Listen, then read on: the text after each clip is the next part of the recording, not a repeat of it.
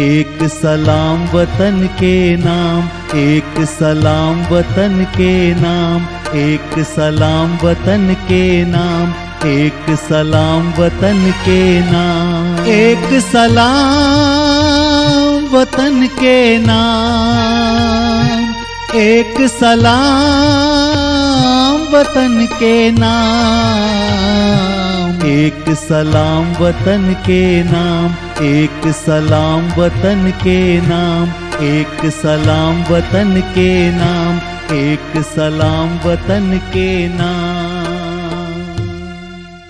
1965 युद्ध के रोहिलखंड क्षेत्र के जांबाजों की अपनी इस श्रृंखला की आज की कड़ी में हम आपके लिए लेकर आए हैं रिटायर्ड मेजर सुरजीत सिंह की कहानी। मेरा नाम मेजर सुरजीत सिंह है। मैं रिटायर्ड मेजर हूं और इस वक्त मेरी एज करीबन 80 साल।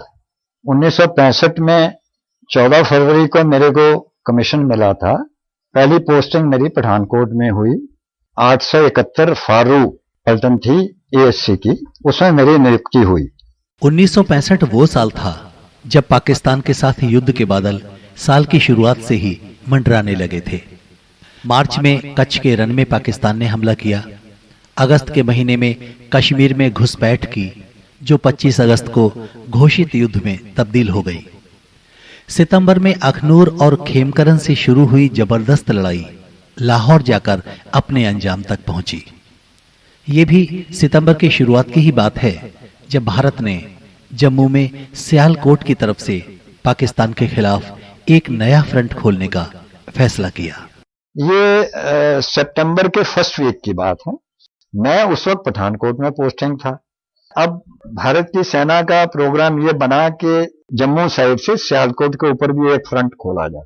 लेकिन इस तरफ से हमले की शुरुआत करने में सबसे बड़ी दिक्कत थी सेना की एडवांसमेंट की, क्योंकि हमारा आर्मर डिवीजन उस समय कई मील दूर पंजाब में था, जिसकी इस फ्रंट पर शिफ्टिंग एक बड़ा काम था। तो हमारा जो आर्मर डिवीजन था ये पहले इधर पंजाब में था, तो इसको शिफ्ट करके जम्मू साइड में लाना था। दूसरी साथ में ट्रुप्स आने थे और जम्मू रणबीर सिंहपुरा का बॉर्डर है, उधर से हमने सियालकोट साइड में अटैक करना था। तो अब वो इतनी फौज को और इन सब चीजों को लाने के लिए ट्रांसपोर्ट चाहिए। तो पठानकोट में आर्मी के पास उन दिनों में अभी इतनी ट्रांसपोर्ट नहीं थी फैसिलिटी जो इस वक्त हमारे पास। तो जो वहां के आर्मी अथॉरिटीज सब एरिया कमांडर थे, उन्होंने आदेश दिया कि जितने सिविल की गाड़ियां हैं, ट्रक हैं, इनको एक्वायर कर लिया जाए और ये फौज की मूवमेंट के लिए इन ट्रकों को सप्लाई किया जाए। काम कतई आसान नहीं था। एक पूरे आर्मर डिवीजन को चंद घंटों में एक जगह से दूसरी जगह शिफ्ट करना, और वो भी उस स्थिति में जब सेना के पास अपना पर्याप्त ट्रांसपोर्ट तक नहीं था। हमारे पास साधन भले नहीं थे, पर हौसला जरूर था। इस भागीरथी चुनौती को स्वीकार किया सुरजीत सिंह ने, जो उस समय सेकंड लेफ्टिनेंट थे। तो सब एरिया कमांडर साहब ने मेरी ड्यूटी वहां लगा दी। मैं सेकंड लेफ्टिनेंट था। पीछे अभी जो जम्मू को रेलवे लाइन जाती है उसके किनारे में काफी खुली जगह पड़ी थी, वहां मेरे को एक टेंट के नीचे बैठा दिया गया और उन्होंने कहा भाई तुम ये गाड़ियां इकट्ठी जो आ रही हैं, इनको जो हमारा एडवांस हो रहा है जम्मू को, उनको फौज को जितनी गाड़ी चाहिए हम बताते जाएंगे, तुम गाड़ी उनको ट्रक वगैरह देते जाओ। जब जब देश पर आंच आई है तो सेना ने तो यकीनन देश के लिए अपना खून बहाया ही है, लेकिन एक आम हिंदुस्तानी भी हर जिम्मेदारी के लिए हमेशा खड़ा रहा है। यही वजह थी कि सेना की एक आवाज पर सिविल की 2-2.5 हजार गाड़ियां देश की सेवा के लिए कुछ ही घंटों में हाजिर हो गईं। गाड़ियां 2-2.5 हजार इकट्ठी हो गए, ट्रक, बसें। तो उस तरीके से फिर ये जो फर्स्ट आर्मर डिवीजन का हमारा एडवांसमेंट हुई जम्मू की तरफ को, उसके साथ में पैरा ब्रिगेड गया और यूनिट्स गए इन्फेंट्री की, उनको सबको हम ये सिविल ट्रक सप्लाई करते थे।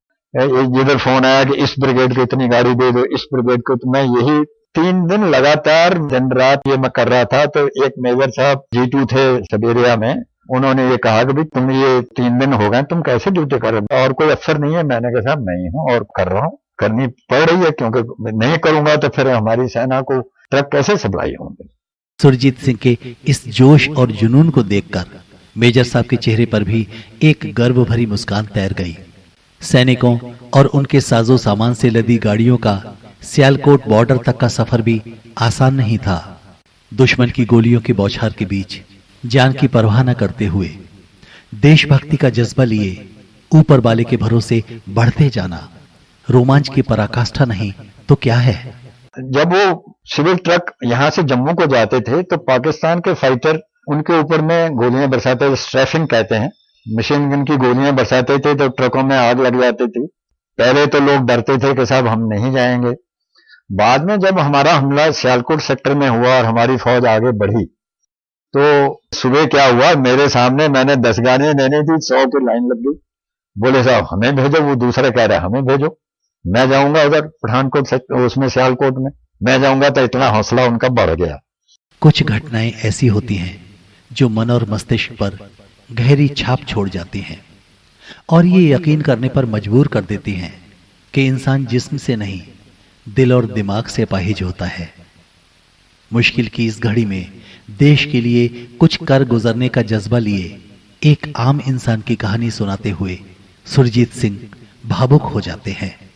एक दिन एक आदमी, लंगड़ा आदमी था, अपने बैसाखी के जरिए चल के आया मेरे पास में और उसने कहा साहब जलंधर के रास्ते में मेरा गांव यहाँ से 50 किलोमीटर दूर है, वहां से आया हूँ और मेरे पास रोटी और सब्जी दाल पकी हुई ट्रक में भरी हुई है कि 2-3 क्विंटल आटा रोटी बनी हुई थी और दाल सब्जी बहुत बनी हुई थी। बोले मैं वो आज कानवाई कोई निकली नहीं और मैं उनको ये दे नहीं पाया, तो मैं जब यहाँ आया उन्होंने आपके पास भेज दिया। तो मैंने उसको जब देखा बैसाखियों के ऊपर चलते हुए एक लंगड़ा आदमी इतना कष्ट करके, तो मेरे आंख से आंसू निकल गए और मैंने उसका बड़ा धन्यवाद किया। मैंने तो उन्होंने बड़ा अच्छा किया, मेरे पास तो ये बहुत इनका राशन का बंदोबस्त नहीं था तो मैं इनमें बंटवाता हूँ और जो कुछ बचेगा वो मैं आगे भेज दूंगा। तो वो बेचारे ने वहां वो सारा राशन बंटवाया और वो अपना ट्रक लेके वापस चला गया।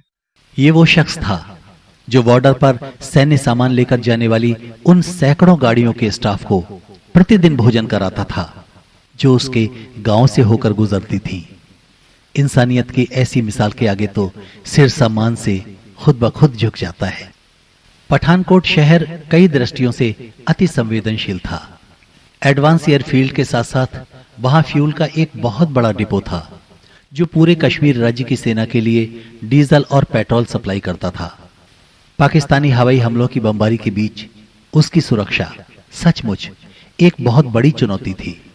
दिक्कत ये थी कि हमारे यही 1000 गज के अंदर अंदर आर्मी का मेन पेट्रोल डीजल डेपो था। उसको रेड हेड पेट्रोल डेपो बोलते थे, जो कि पूरे कश्मीर को डीजल पेट्रोल सप्लाई करता था आर्मी के। अगर उसमें कोई बम गिर जाता और आग लग जाती तो हमारी एडवांसमेंट रुक जाती। हम लोग पठानकोट से 15-20 किलोमीटर दूर ऑल्टरनेटिव एक साइट बना रहे हैं जहां ये डीजल पेट्रोल जमा करेंगे। तो उन्होंने मेरे को 50 गाड़ियां रात में मांगी और वो डीजल की बैरल 200 लीटर की 150 लीटर की उन गाड़ियों में भर भर के हम लोगों ने रात में वो ले जाना शुरू कर दिया उधर ऑल्टरनेटिव साइट डेपो बनाने के लिए कि अगर इधर नुकसान हो जाए तो हमारे पास कुछ रिजर्व उधर रहेगा। ये एकदम सही निर्णय था जो ऑयल का अल्टरनेट डिपो बनाया गया, वरना किसी भी अप्रिय घटना की स्थिति में परिस्थितियां कितनी दुरूह हो सकती थी इसकी कल्पना ही रोमांचित कर देने वाली है। लेकिन वो सफर भी कम रोमांचक नहीं था जहां डिफेंसिव माइनिंग और दुश्मन की बमबारी के बीच से जान हथेली पर रखे हुए डीजल और पेट्रोल से भरे 50 ट्रक अल्टरनेट डिपो की तरफ बढ़ रहे थे और उस कानवाय को लीड कर रहे थे सेकंड लेफ्टिनेंट सुरजीत सिंह। दरअसल हमारी जो 3 एडवांस एयरफील्ड थीं, पठानकोट उनमें से एक था। पाकिस्तानी हवाई जहाज खास तौर पर उन एयरफील्ड्स को ही टारगेट करते थे। पठानकोट एयरफील्ड पर पाकिस्तानी हवाई हमलों की नाकामयाबी की दास्तान सुनाते हुए सुरजीत सिंह कहते हैं, पठानकोट में हमारी एडवांस एयरफील्ड थी जिसमें फाइटर जेट भी थे और उसमें ज्यादातर हंटर और नेट हवाई जहाज थे। तो एयरफील्ड के ऊपर 2 फाइटर सवेरे सूरज निकलने से शाम तक वो चक्कर लगाते रहते थे कि पाकिस्तान के हवाई जहाज आए तो उनको रोका जा सके। लेकिन उधर से अब क्या हुआ कि डेली जैसे ही सूरज छिपता था पाकिस्तान के बॉम्बर्स आ जाते थे और पठानकोट के ऊपर में बॉम्बिंग करते थे। ज्यादातर उनका मेन फंक्शन ये था कि एयरफील्ड के ऊपर में बम गिराए जाए। तो नीचे एयरक्राफ्ट गनें लगी हुई थी, L-60 L-70 गन्स होती हैं, उनका रेंज करीबन 9-10 हजार फीट होता। तो पाकिस्तान के बॉम्बर्स जो थे वो इसको अवॉइड करते थे, वो 9-10 हजार फीट की ऊंचाई से आके बॉम्बिंग करते थे। नतीजा ये था कि उनकी बम जो गिरते थे वो सही ठिकाने पे नहीं गिरते थे। हवाई हमलों में नाकामयाब होने के बाद पाकिस्तान ने इन एयरफील्ड्स को तबाह करने के इरादे से एक और खतरनाक योजना बनाई। सार ये है कि पाकिस्तान ने सीधे सीधे कमांडोज ऑपरेशन को अमल में लाया और अपने लगभग 150 कमांडोज इन तीनों एयरफील्ड्स के आसपास उतार दिए। इनमें से 60-70 कमांडोज तो अकेले पठानकोट में ही उतारे गए थे। सुरजीत सिंह बताते हैं कि कैसे उन्होंने इन कमांडोज को अरेस्ट किया और पाकिस्तान के इस ऑपरेशन को नाकामयाब किया। उस बीच में पाकिस्तान ने एक योजना बनाई कि हमारी एडवांस एयरफील्ड जैसे पठानकोट है, लुधियाना के पास हलवारा है, होशियारपुर के पास आदमपुर था, इसमें वहां के छाता सैनिक को गिराया जाए और वो गिरकर एयरफील्ड पे ऊपर कब्जा कर लें और वहां ज्यादा से ज्यादा नुकसान करें। दिक्कत ये हुई उनको कि नीचे से फायरिंग हो रही थी, तो पाकिस्तान का जो हवाई जहाज छाता सैनिकों को लेके आया था वो टारगेट मिस कर गया। उनका टारगेट था हवाई अड्डे के ऊपर में गिराना, और हवाई अड्डे के ऊपर गिरा के उससे पहले 2 नहर मिलती थी, वो उसके बीच में हवाई अड्डा था। अब वो हवाई जहाज जो रात में आ रहा था उसने वो प्लेस मिस कर दिया और उसने वो 5 किलोमीटर पहले भी वैसा ही नहर के 2 जंक्शन थे, उनके बीच में वो छाता सैनिक करीबन 60-70 के करीब थे, गिरा दिए। ये जो छाता सैनिक गिरे तो उन्होंने उतरते ही जो हमारा ये सड़क पठानकोट से जम्मू को जा रही थी उसके ऊपर में उन्होंने एक मशीन गन लगा दी और फायरिंग शुरू कर दी। तो हमारी कानवाई सारी रुक गई और वो जहां गिरे वहां मक्का के खेत थे, मक्का की फसल उस वक्त फली हुई थी, तो मक्का के खेत में छुप गए। अब दूसरा दिन हो गया, रात में फायरिंग होती थी, पता लगता नहीं था, कंफ्यूजन सा था कि भाई ये कौन कर रहा है, पाकिस्तानी कर रहे हैं कि हमारे वाले आदमी कर रहे हैं। तो जब वो 2 दिन के बाद में उनका राशन खत्म होने लगा और जो गांव वाला एक वहां खेत में गया अपने देखने के लिए, तो वहां के एक अफसर ने बीच में बोला कि भाई ऐसा है कि हम लोग सरेंडर करना चाहते हैं, आप किसी फौजी अफसर को बुला लें। तो उसने आके मेरे को खबर दी। हम लोगों ने 48 आदमी को पकड़ा, जिसमें 3 अफसर थे, एक मेजर थे, 2 कैप्टन थे और बाकी जवान थे। ये 48 ने सरेंडर कर दिया। 60-70 के करीब जो आए थे, तो 10-12 आदमी जो थे वो बॉर्डर की तरफ को भागने के लिए, क्योंकि पाकिस्तान बॉर्डर वहां से दूर नहीं है। तो उस तरीके से वो छाता सैनिक हम लोगों ने नाकाम कर दिए सारे, और जो पकड़े गए उनको लाके फौज के अंदर में, जैसे जेनेवा कन्वेंशन है उसके मुताबिक फौजी कैदियों को रखा जाता, उनको वहां अपने हायर अथॉरिटीज को सौंप दिया। सुनने में इतना आसान लगने वाला पाकिस्तानी कमांडोज के खिलाफ ये ऑपरेशन जमीनी हकीकत में यकीनन इतना आसान नहीं होगा। कमांडोज की जितनी सख्त और एडवांस ट्रेनिंग होती है, उस लिहाज से समझा जा सकता है कि हमारी फौजों की घेराबंदी कितनी चाक चौबंद रही होगी, जो उन्हें आत्मसमर्पण करने या भागने पर मजबूर होना पड़ा। हम सब जानते हैं कि खेमकरन की टैंकों की लड़ाई एक ऐतिहासिक लड़ाई थी। इस युद्ध के परिप्रेक्ष्य में खेमकरन को आज भी पाकिस्तानी टैंकों के कब्रिस्तान के रूप में याद किया जाता है। अपने छोटे भाई जो ब्रिगेडियर हैं और उस समय कैप्टन थे और खेमकरन में तैनात थे, उनके हवाले से सुरजीत सिंह उस ऐतिहासिक लड़ाई का रोंगटे खड़े कर देने वाला वाकया सुनाते हुए बताते हैं। पाकिस्तान ने 2 आर्मर डिवीजन खड़े कर लिए थे। फर्स्ट आर्मर डिवीजन तो जब हमारा सियालकोट में हमला किया तो उन्होंने वहां लगा दिया, और 6ठा आर्मर डिवीजन वो खेमकरन की तरफ से हमारे ऊपर उन्होंने हमला करवाया। हम लोगों को इतना पता नहीं था कि सामने खेमकरन साइड में उनका कितना का आर्मी का गठजोड़ है, और हमारे पास में जो फर्स्ट आर्मर डिवीजन उधर अमृतसर खेमकरन में था वो मूव करके सियालकोट चला गया, पीछे में सिर्फ एक ब्रिगेड वो रह गया। जब ये हम लोग आगे बढ़े तो वहां पे पाकिस्तान का आर्मर डिवीजन खड़ा था, उन्होंने काउंटर अटैक किया और हमारे ब्रिगेड जो पहले अटैक कर रहे थे उनको उन्होंने काफी नुकसान पहुंचाया और वो आगे तक बढ़े आए और यहां तक आ गए कि सामने टैंक नजर आने लगे। उनका एम था कि अमृतसर को कैप्चर कर लें और अमृतसर और जलंधर के बीच में ब्यास का पुल है दरिया के ऊपर, उसको कैप्चर करके अमृतसर, गुरदासपुर और ये आगे का जो एरिया है ये पाकिस्तान में हम लोग कब्जा लेंगे। तो हमारी मीडियम गन होती हैं जिनका रेंज 18-20 किलोमीटर होता। तो यहाँ पे ये हुआ कि ये जो मीडियम गन है ये डायरेक्टली टैंक के ऊपर फायर करें। तो मेरे छोटे भाई रिटायर्ड ब्रिगेडियर हैं, उस वक्त वो कैप्टन थे और वो खेमकन साइड में ही थे।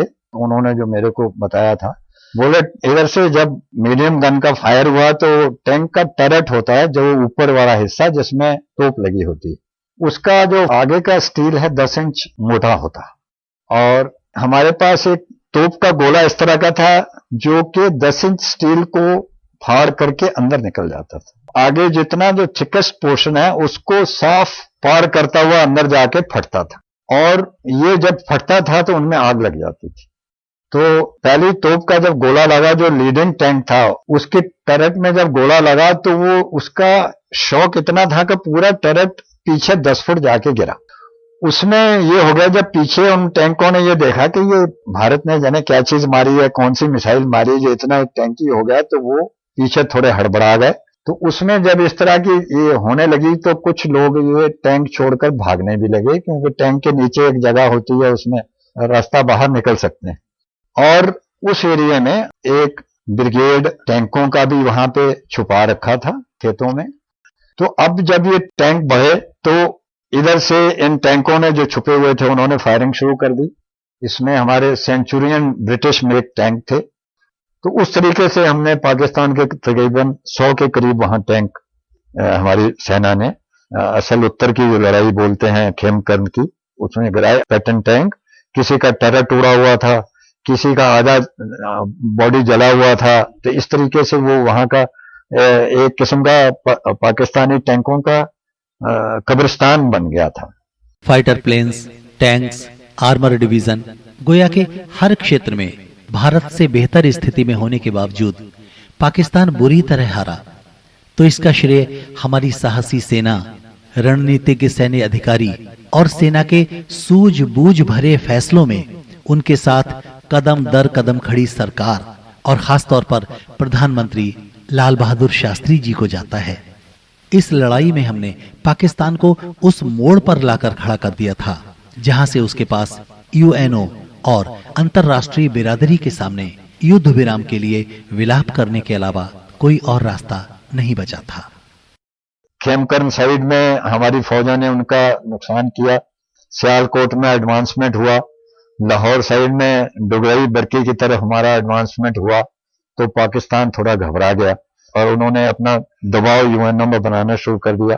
जल्दी से जल्दी ये कोशिश करी कि सीज फायर हो जाए। और रूस जो था हमारा मित्र देश था, तो उन लोगों ने दबाव बनाकर ये सीज फायर का 21 दिन के बाद में सीज फायर का ऐलान हो गया और लड़ाई वो बंद करनी। प्रधानमंत्री शास्त्री जी ने संसद में युद्ध विराम की घोषणा और पाकिस्तान के साथ समझौते के लिए सहमत होने की बात कही थी। समझौते के तहत दोनों देशों को 5 अगस्त की स्थिति में लौटना था। इसलिए हमें पाकिस्तान के मुकाबले 3 गुना अधिक जीता हुआ इलाका उसे वापस करना पड़ा और तय हुआ कि भविष्य में किसी भी विवाद को दोनों देश बातचीत के जरिए ही हल करेंगे। तो ये थी मेजर सुरजीत सिंह की कहानी, उन्हीं की जुबानी।